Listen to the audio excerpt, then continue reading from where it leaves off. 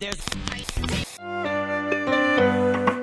is the Forgotten Icons podcast hosted by myself, William Simone. Join me in a retro investigation as we unearth media's lost and forgotten representatives. How's everyone doing today? I'm William, and I'm back with the third episode of the Forgotten Icons podcast. And this week, rather than breaking down a piece of media that has been lost in the past, we're actually going to talk about something a little more recent. We're going to be reviewing the Mario movie. Not sure if you know who I am, but I'm about to rule the world.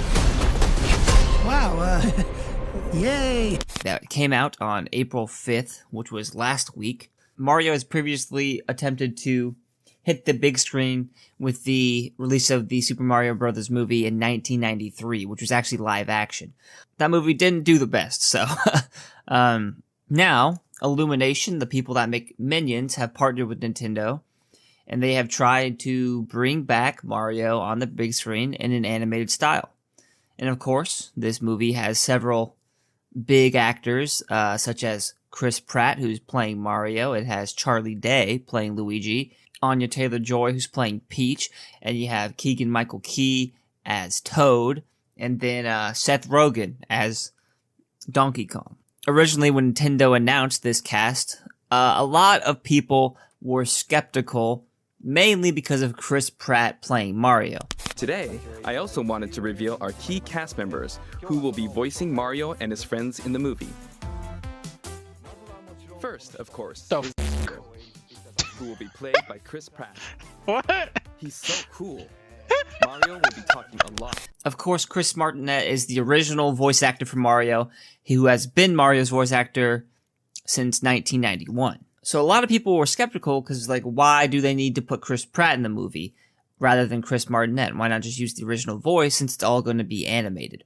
Not to mention, Chris Pratt isn't really known for doing a lot of voice work, so people were skeptical, mainly about his performance. So this movie released on April 5th, and I actually saw it on Thursday, so April 6th.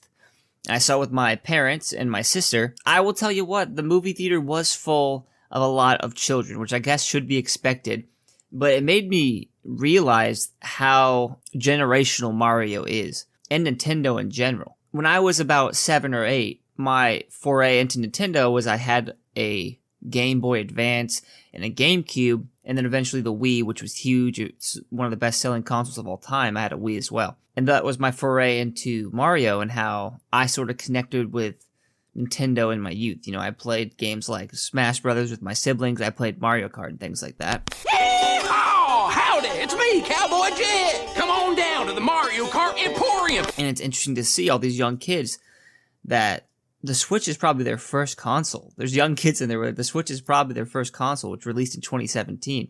And, you know, they probably played Mario Kart 8 and Super Mario Odyssey and all these games as their first games.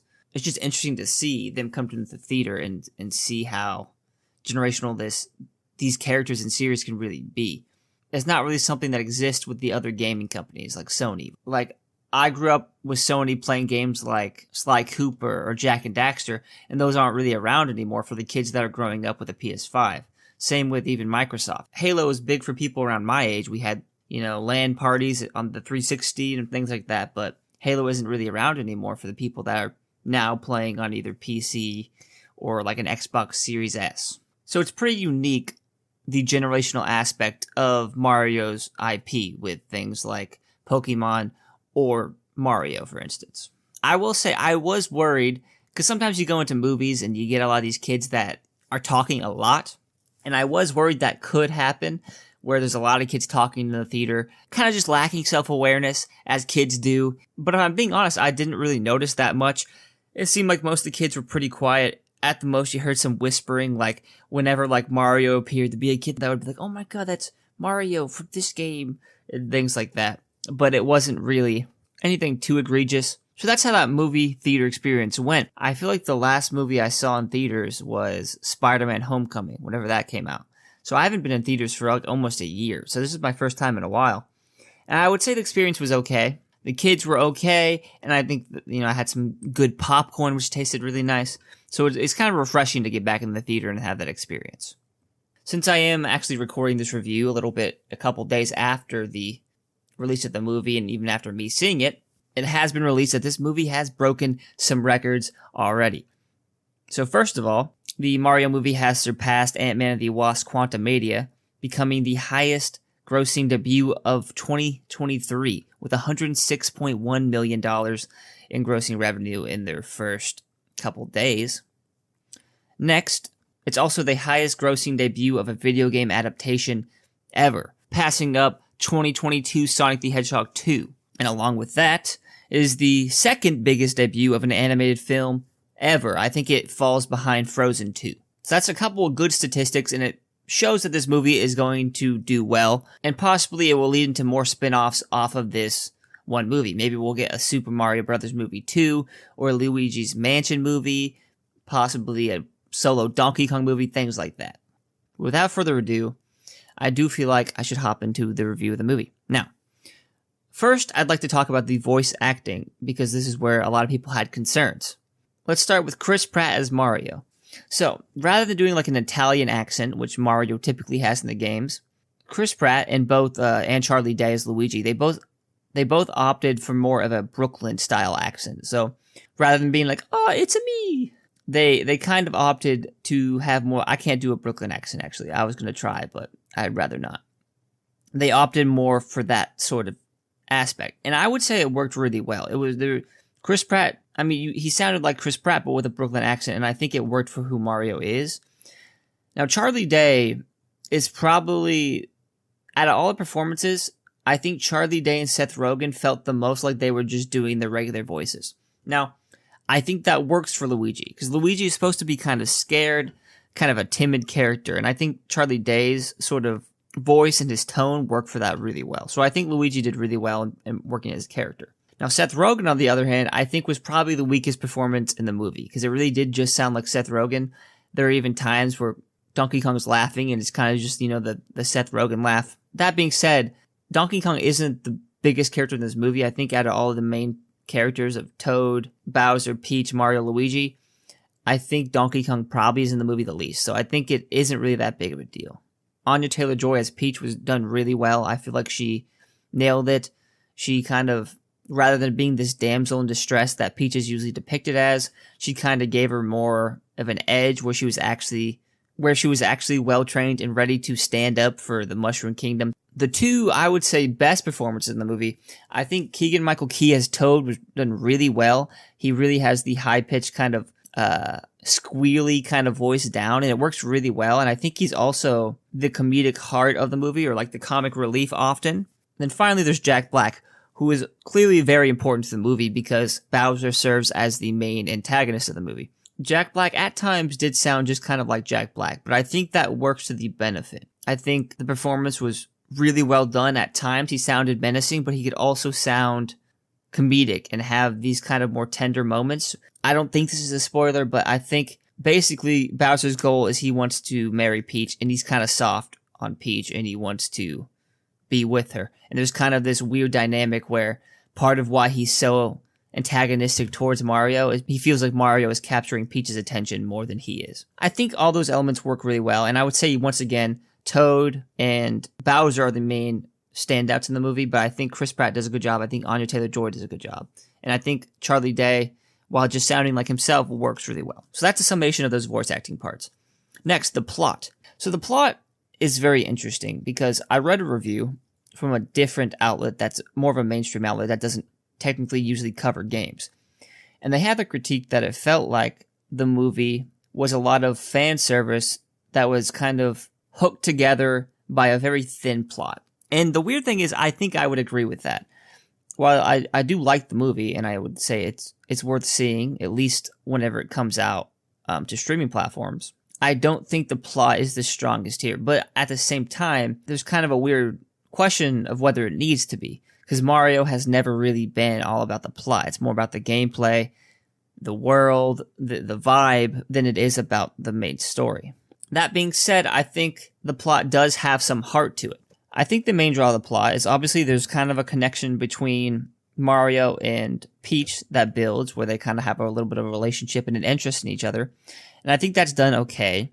But the main relationship that kind of draws the movie together is, I think, the relationship between Mario and Luigi. And the way they set this up in the beginning of the movie is actually Mario and Luigi have started their own plumbing service, and it's mainly spearheaded by Mario. But Luigi, as the loyal brother, follows Mario into this. They get one job, the job doesn't go well, and they return home.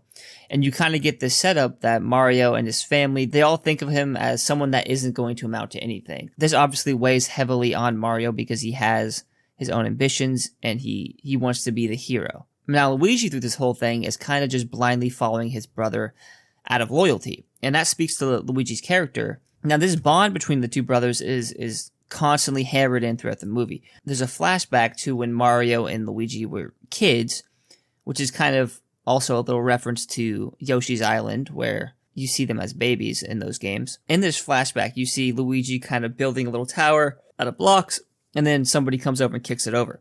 Then Mario comes over and stands up for him. And the way they did in the movie, I feel like it did kind of tug at the emotional heartstrings a little bit, where it made you feel this connection more prominently, especially because they showed them as kids. So it makes it a little bit more innocent, and it's something you can sort of relate to, especially if you have siblings, of someone sticking up for someone close to them.